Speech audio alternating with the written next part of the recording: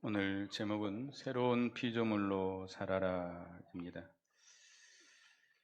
그리스도 안에 있는 성도는 새 생명을 가진 새로운 피조물이다라고 말씀했습니다. 우리 오늘 본문 17절을 다 같이 읽어보겠습니다. 17절. 그런즉 누구든지 그리스도 안에 있으면 새로운 피조물이라 이전 것은 지나갔으니 보라 새 것이 되었도다. 그런즉 누구든지 그리스도 안에 있으면 새로운 피조물이다. 우리가 예수 그리스도를 믿음으로 법적으로는 그리스도 안에 있는 자들입니다. 그래서 우리는 예수 그리스도를 믿음으로 죽었던 영혼이 거듭난 새 생명을 가진 자들입니다. 이 새 사람이라고도 합니다. 이 이전 것은 지나갔으니 새 것이 되었도다. 우리 예수 믿는 사람에게는 옛 사람이 있고 새 사람이 있습니다. 그런데 우리가 이 새 사람으로 살아야 돼요. 하나님께서 새 창조에서 거듭나게 하신 그 새 생명, 중생한 영혼이라고 말하는데요. 중생한 영혼을 따라서 살아라. 이게 오늘 주신 말씀입니다. 5월을 계절의 여왕이다라고 말합니다. 그렇게 덥지도 않고 그렇게 춥지도 않고 모든 이 자연 만물이 푸릇푸릇 소생하는 참 아름다운 계절인데, 우리가 그 새로 태어난 새싹이라든지 새로 태어난 그 새끼라든지 이런 걸 보면 아주 아름답지요, 기쁘죠. 제가 저희 부모님 댁에서 이렇게 나오는데 어떤 연세 많으신 아주머니께서 여기 좀 잠깐 와서 이거 좀 보래요. 고양이 새끼들이 몇 마리가 막 이렇게 기어다녀요. 그러니까 막 웃으면서 아이고 너무 귀엽지 않느냐고 부르면서 그 새롭게 태어난 그 새 생명이 너무 아름답기 때문에 기쁨을 주는 거예요. 그 아주머니는 그걸 보고 너무 기뻐서 다른 사람들에게 이렇게 자랑하는 거예요. 우리가 이게 새 생명, 새로 태어난 새끼는 뱀 새끼도 이쁘다 그러잖아요. 뱀 새끼 보셨어요? 우리 어렸을 때 이렇게 뱀 새끼 이렇게 손바닥에 올려놓고 아이들이 이렇게 장난치고 그랬었는데, 하여튼 새로 태어난 것들은 이렇게 아름답습니다. 무엇이든지 아름다운데 우리도 마찬가지죠. 우리가 옛사람으로 살 수 있어요. 옛날 예수 믿기 전에 육신의 소욕을 따라서 육신의 욕심대로, 육신이 원하는 대로, 육신이 바라는 대로 그렇게 살 수도 있습니다. 그러나 그것은 옛사람을 따라서 하는 거예요. 그렇게 살면 우리는 죄를 짓고 맙니다. 그러나 우리에게는 하나님께서 새롭게 창조한 새로운 피조물로서 새 생명이 있습니다. 이 새 생명, 그 새 생명을 따라 살 때에 너무나도 아름답습니다. 하나님이 그것을 보시고 매우 아름답게 보시고 기뻐하시고 영광을 받으시는 것입니다. 하나님이 기뻐하시면 어떻게 하시겠죠? 복을 주시겠죠. 은혜를 주시겠죠. 그래서 우리가 새로운 피조물로서 그 새 생명으로 새 사람으로 살아야 하나님이 기뻐하시고 하나님을 즐겁게 하고 또 다른 사람들에게도 기쁨을 주고 유익을 주고 그런 복이 있습니다. 그래서 오늘 이 본문을 통해서 우리가 어떻게 하면 새로운 피조물로서 살아갈 것인가, 어떻게 하면 새 사람으로 새 생명으로 살아가는 것인가. 첫째는 그리스도의 사랑에 이끌려 사는 것이다 그랬습니다. 여기 11절부터 보면 우리는 주의 두려우심으로 알므로 사람들을 권면하거니와 우리가 하나님 앞에 알려졌으니 또 너희의 양심에도 알려지기를 바라노라. 우리가 다시 너희에게 자천하는 것이 아니요 오직 우리로 말미암아 자랑할 기회를 너희에게 주어 마음으로 하지 않고 외모로 자랑하는 자들에게 대답하게 하려는 것이라. 이 고린도 교회는 사도 바울이 복음을 전해서 세운 교회입니다. 사도 바울이 이제 이 아시아 쪽에서 전도하다가 예수님의 영이 막았어요.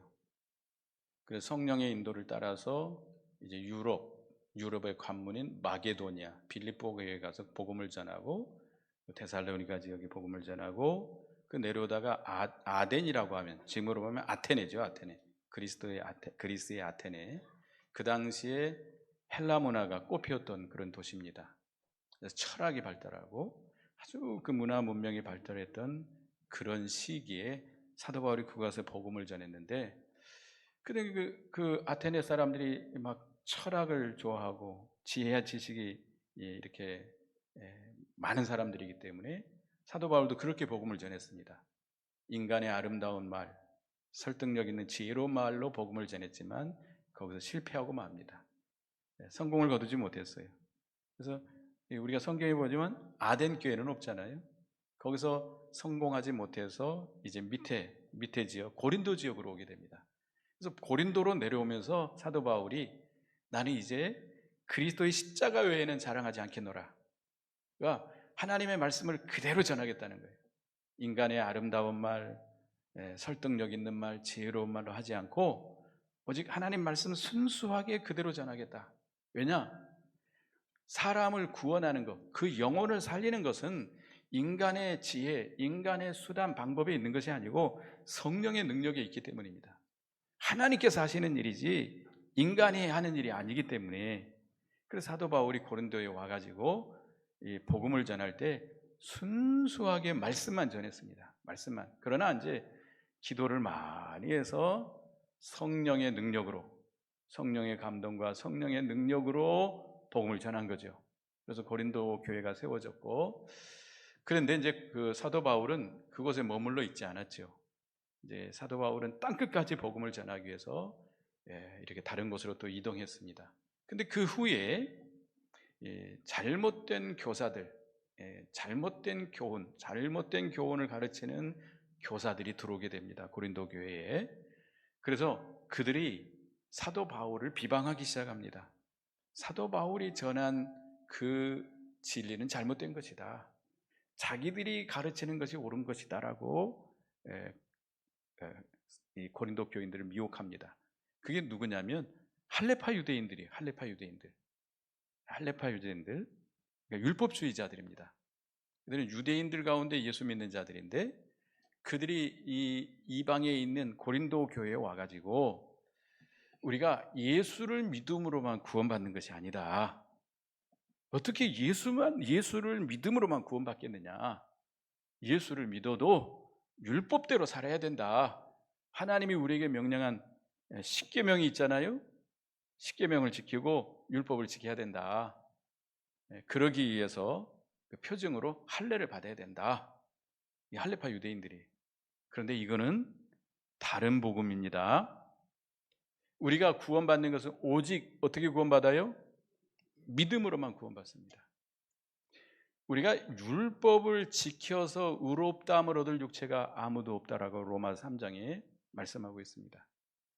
우리가 율법의 한 계명도 온전히 지킬 수가 없어요.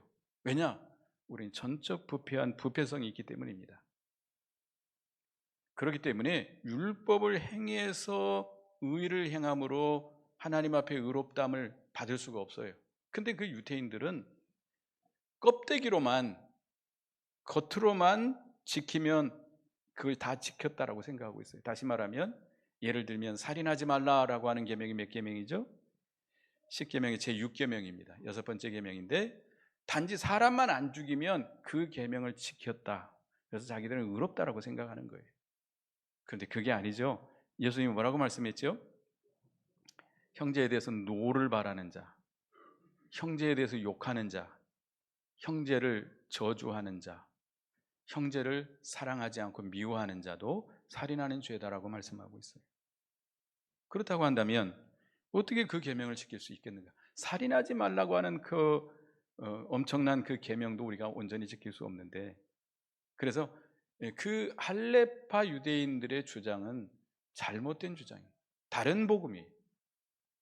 그래서 고린도 교인들이 거기에 미혹을 당해가지고 상당수 많은 고린도 교인들이 사도 바울을 비방하고 사도 바울이 전한 그 복음 자체도 반대하는 그런 일이 벌어지고 말았습니다. 그래서 사도 바울이 이 고린도 후서를 통해서 그들을 변명하는 거예요. 그들이 잘못됐다고 하는 것을 우리가 사도 바울이 전한 이 복음이 바른 복음이라고 하는 것을 변명하면서 말씀하고 있는 겁니다.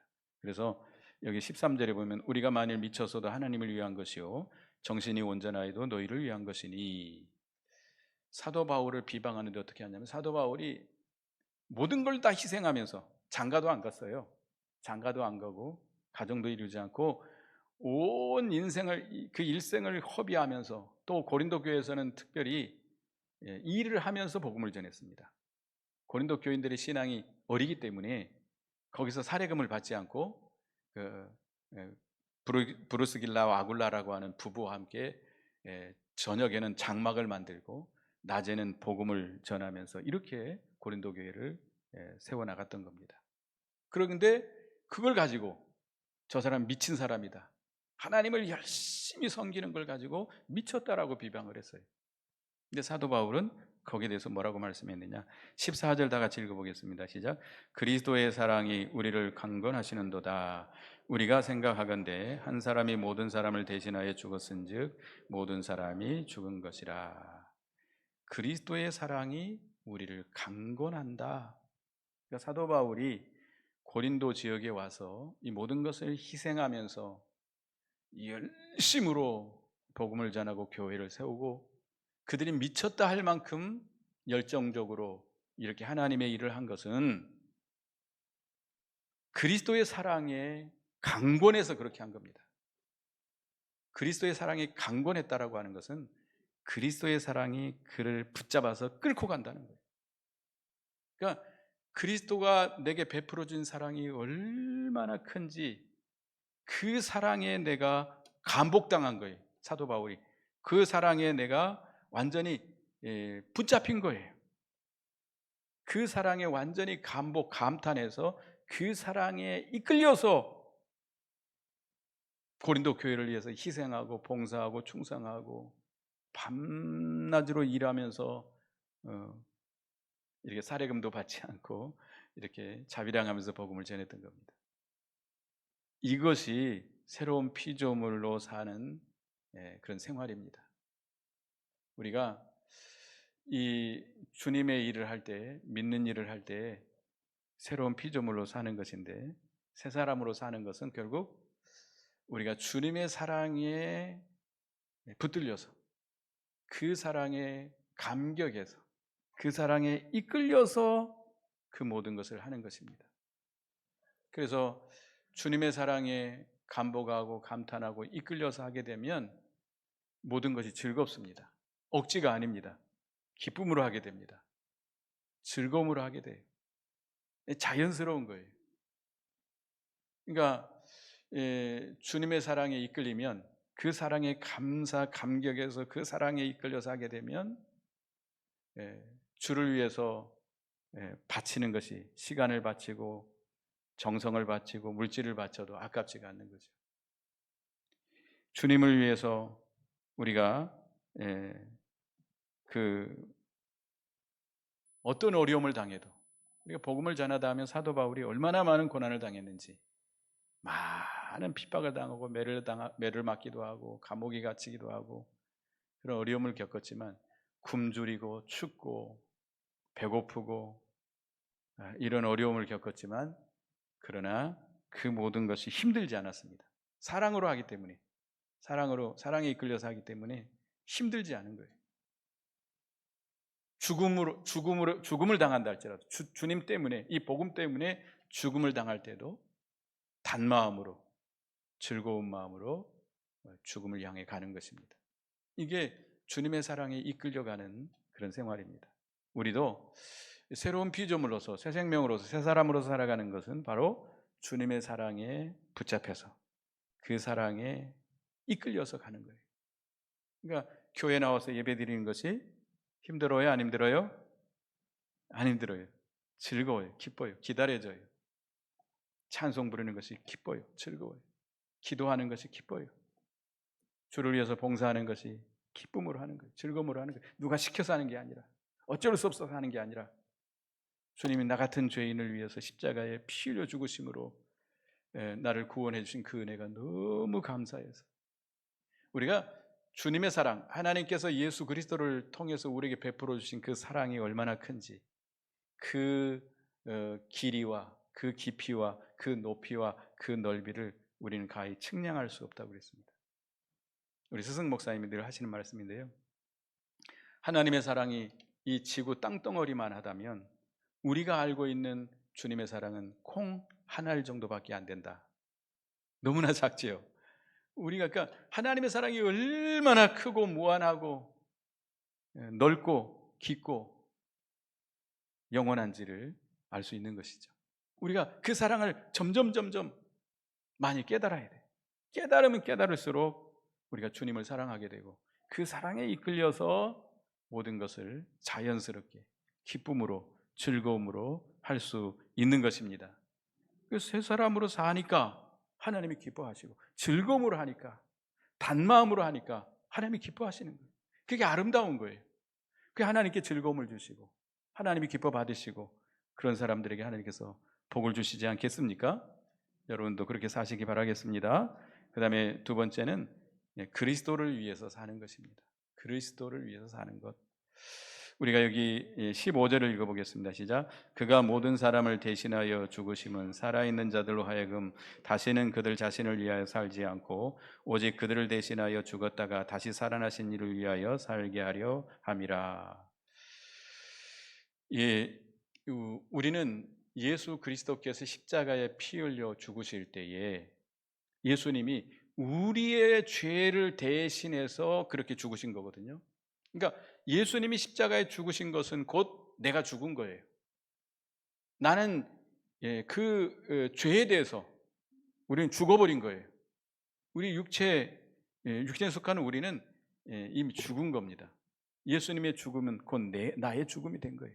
그런데 우리는 예수님과 연합이 됐기 때문에 예수님이 죽은 자 가운데서 3일 만에 부활하심으로 말미암아 우리도 그 예수님의 부활에 연합돼서 그 부활에 연합된 새 생명을 우리가 얻게 된 겁니다. 이게 새로운 피조물, 새 생명이 우리에게 있는 거예요. 여러분 새 생명이 있습니까? 중생한 영이 있는 거예요. 중생한 영이 있으니까 하나님께 나와서 예배드리고 찬양하고 하나님 앞에 기도하고 하나님을 섬길 수 있는 것입니다. 그 생명, 그 새 생명이 없으면 하나님께 예배 안 드려요. 못 드려요. 드릴 수가 없어요. 하나님을 아버지라 부를 수도 없어요. 하나님께 기도를 드릴 수 없어요. 찬양을 드릴 수 없어요. 우리에게 새로운 피조물인 새 생명이 있기 때문입니다. 그래서 우리는 이제는 다시는 자기를 위해 살면 안 돼요. 나는 이미 어떻게 된 자예요? 죽은 자예요. 율법으로 말하면 우리는 다 죄인으로 정죄를 받아서 사형 선고를 받아서 이미 사형 집행을 당한 자들입니다.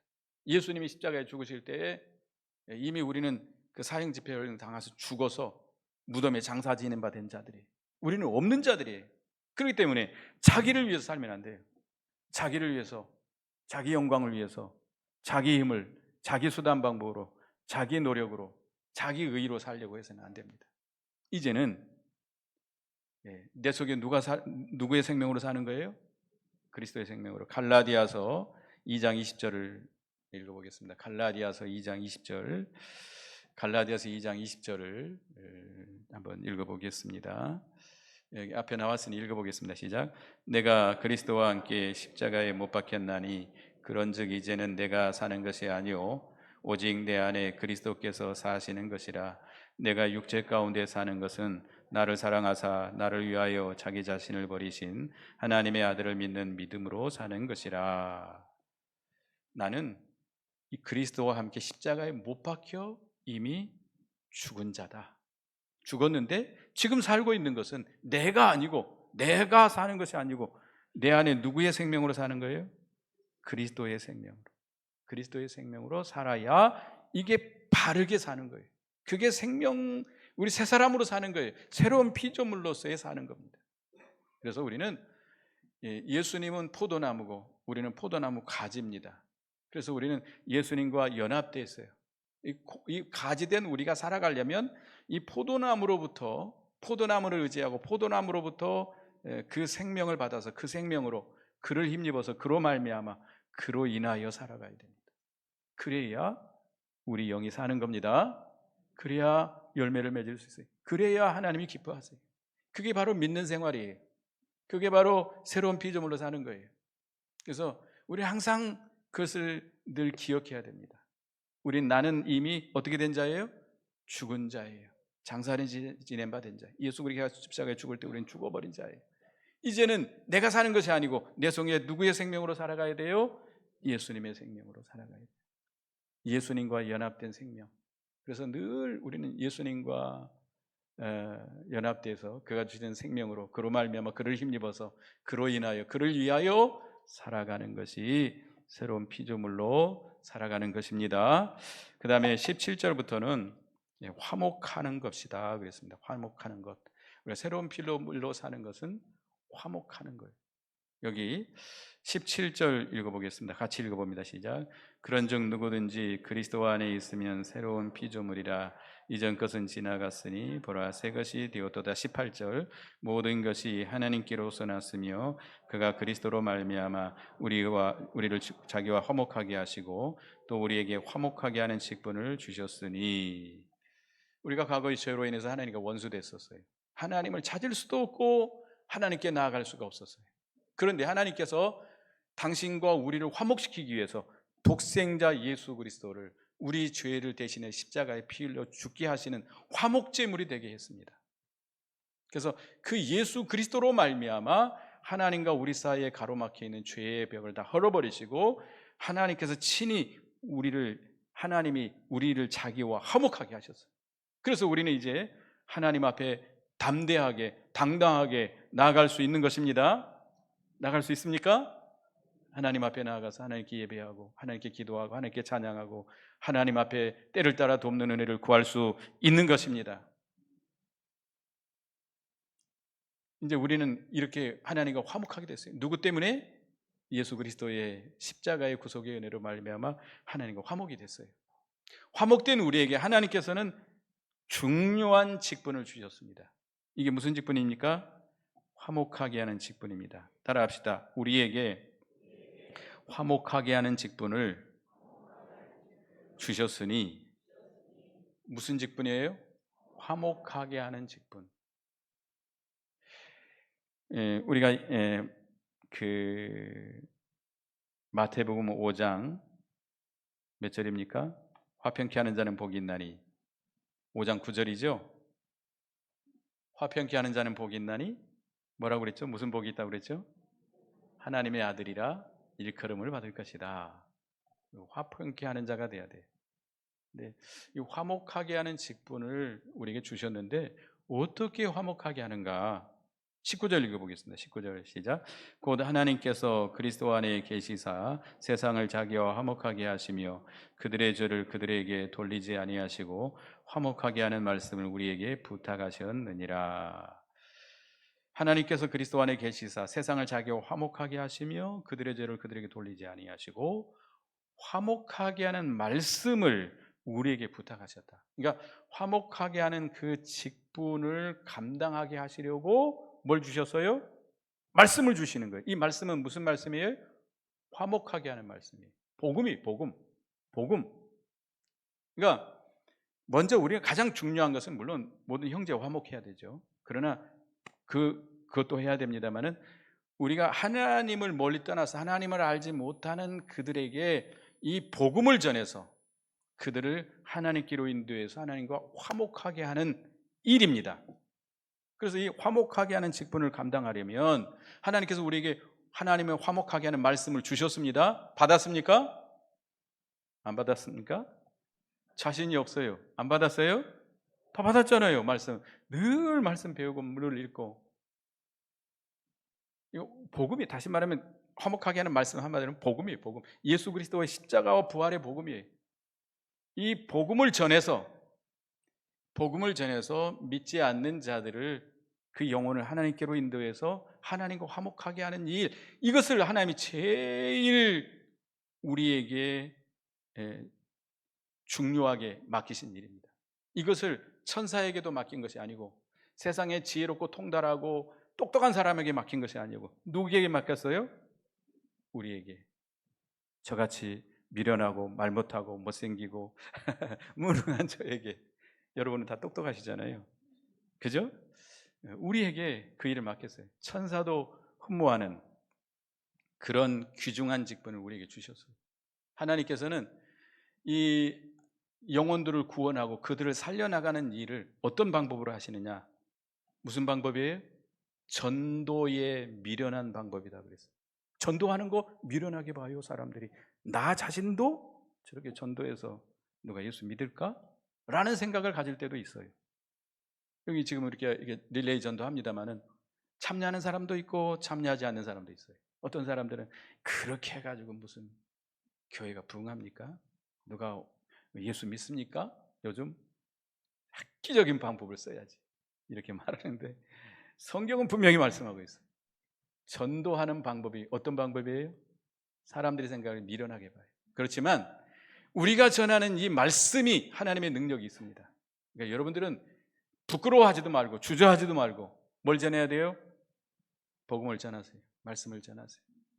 복음을 전해서 전하면 그 말씀의 능력이 있고 하나님의 역사에서 죽은 자들을 살려내고 그들을 하나님께로 인도해서 하나님과 화목하게 하는 역사가 일어납니다. 그래서 여기 또 보겠습니다. 20절 보겠습니다. 20절 시작. 그러므로 우리가 그리스도를 대신하여 사신이 되어 하나님이 우리에게 통하여 너희를 권면하는 것 같이 그리스도를 대신하여 간청하노니 너희는 하나님과 화목하라. 사도 바울이 이 고린도 교인들을 권면할 때 그리스도를 대신한 사신이 되어서 너희를 권면한다 그랬습니다. 그러니까 이 사도권이라고 말하는데요. 사도 바울이 이 권면하는 말씀, 권면하는 것은 누구를 대신하는 거예요? 그리스도를, 예수님을 대신하는 거예요. 여러분들 외국에 나가 살면 거기에 대사관이 있습니다. 어려운 일을 당하면 우리가 대사관에 찾아가고 영사관도 있고 영사들도 있고 대사도 있고 그러는데, 그 특별히 대사는 누구를 대신하는 거죠? 그 나라의 대통령을 대신하는. 그래서 우리나라에서 그 외국에 사신을 보내잖아요. 사신을 보낼 때는 대통령이 가야 되는데 이 임명받은 그 사람이 대통령을 대신해서 가서 하는 거예요. 그러니까 여러분들은 위대한 사람들입니다. 아주 위대한 사람들이에요. 누구를 대신하는 사람들이에요? 예수님을 대신해서 이 세상에 보냄을 받은 사신들입니다. 당당하시기 바랍니다. 당당하세요. 여러분들은 아주 너무나도 천사들도 부러워하는 그런 영광스러운 직분을 받은 자들입니다. 그래서 우리가 이 세상에 나가서 당당하게 그리스도를 대신한 그리스도의 사신들로서 이 복음을 전파하시기 바라겠습니다. 별 사람들이 다 있어요. 할 거 없어 그거 아니야? 자신들도 부끄러워하는 마음이 또 있기도 하고. 절대 그러지 마시기 바랍니다. 부끄러워하지 말고 당당하세요. 우리는 누구를 대신한 거예요? 예수님을 대신한, 하나님을 대신한 거예요. 하나님께서 그것을 천사에게 맡기지도 않았고 세상에 말 잘하고 똑똑하고 유명한 권세 있는 자들에게 맡기지 않고 우리들에게 맡긴 거예요. 여러분 당당하세요. 세상을 향하여 당당하시기 바랍니다. 당당히 나가서 우리에게 부탁하신 이 복음을, 이 말씀을 전해서 그들을 하나님과 화목케 하는. 그런데 우리가 먼저 뭘 해야 되느냐? 먼저 너희는 하나님과 화목하라. 따라합시다. 너희는 하나님과 화목하라. 다시 한번, 너희는 하나님과 화목하라. 우리가 그 직분을 감당하려면 우리 자신들이 먼저 하나님과 화목해야 돼요. 우리 자신들이 하나님과 화목하지 못하면서 다른 사람을 하나님과 화목시킬 수 없어요. 우리가 날마다 하나님을 찾고 하나님을 가까이 하고 하나님을 만나고 하나님과 교통하는 생활, 하나님과 동행하는 생활을 해야 됩니다. 이게 화목하는 거예요. 화목하려고 하는데 뭐가 가로막는다 그랬죠? 이사야 59장에 보면 너희의 죄가 가로막는다. 그러니까 우리가 날마다 죄를 회개하고 또 자신을 부인하고 세상을 부인하고 하나님을 가까이 찾아서 하나님과 만나고 하나님과 교통하는, 하나님과 화목하는 생활을 해야 화목하는 직분을 잘 감당할 수 있겠습니다. 그래서 오늘 이 새로운 피조물로 살아라 말씀을 우리에게 주셨는데, 첫째는 어떻게 살아라? 그리스도의 사랑에 이끌려 사는 것이다. 두 번째는 그리스도를 위하여 사는 것이다. 세 번째는 화목하는 것이다. 이렇게 새로운 피조물로 새 생명으로 살아서 하나님을 기쁘시게 하고 하나님의 복을 받는 여러분이 되시기 바라겠습니다. 기도하겠습니다. 하나님 은혜 감사합니다. 우리를 이 죄악된 세상에서 건져내시고 우리에게 새로운 생명을 주셔서 새로운 피조물, 새로운 창조물로 삼으시고 새 사람으로 삼으신 은혜를 감사합니다. 새로운 피조물로 새 사람으로 살아가는 저희가 되게 해 주시옵소서. 그러기 위해서 하나님의 사랑에 이끌려서 살아가는 저희가 되게 하시고 이제 우리를 위해서 십자가에 죽으시고 부활하신 예수 그리스도를 위하여 사는 저희가 되게 해 주시옵소서. 그리고 이제 화목하라 하셨사오니 이제 우리에게 주시는 화목하게 하는 직분, 우리가 주신 것을 깨닫게 해주시고 화목케 하는 말씀을 붙들고 하나님을 대신한 사신으로서 당당하게 이 복음을 전하는 저희가 되게 주시옵소서. 예수님의 이름으로 기도드리옵나이다. 아멘.